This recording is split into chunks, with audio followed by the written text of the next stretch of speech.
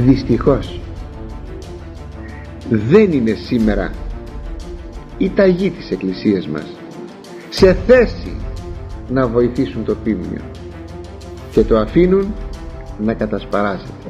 Αγαπητοί μου, πονάει η ψυχή μου που σας το λέω αυτό το πράγμα. Πονάει η ψυχή μου. Έρχονται άνθρωποι και μου λένε πάτερ αυτό, πάτερ εκείνο, τι να κάνουμε? Και δεν έχω τον τρόπο να τους βοηθήσω, να τους πω πηγαίνετε. Πού να πάτε? Σε ποιον? Πού? Δυστυχώς δεν είναι σε θέση οι εθνεροί μας και εκείνοι οι οποίοι είναι από τον Χριστόν τεταγμένοι να βοηθήσουν το πίμνιον, δεν είναι εις θέση να βοηθήσουν. Αγαπητό πίμνιον, βοηθήστε εσείς τον εαυτό σας. Μελετάτε τον Λόγο του Θεού και βοηθήσατε εσείς τον εαυτό σας. Εμείς δεν μπορούμε να τον βοηθήσουμε. Και όχι μόνο αυτό, αλλά κάποτε σας ρίπτουμε και εμείς. Είτε το καταλαβαίνουμε είτε δεν το καταλαβαίνουμε, σας ρίπτουμε και εμείς εις τα χέρια των εχθρών.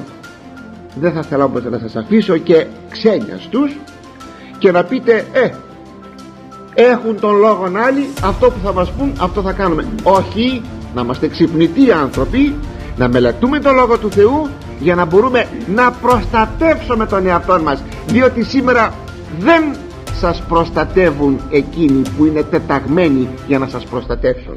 Αγαπητοί μου, μελετάτε τον Λόγο του Θεού και άμα συναντήσετε την αδιαφορία εκ μέρους ημών, τότε να πείτε όχι πάτερ, δεν είναι τα πράγματα έτσι, είναι αλλιώτικα. Και αν εσύ τα λες έτσι, εγώ τουλάχιστον θα προστατεύσω τον εαυτό μου. Και όχι μόνο τον εαυτό σας, αλλά να προστατεύσετε και τους παραπέρα, τους πλαϊνούς σας, διότι είναι ανάγκη, αγαπητοί μου, έτσι να γίνει.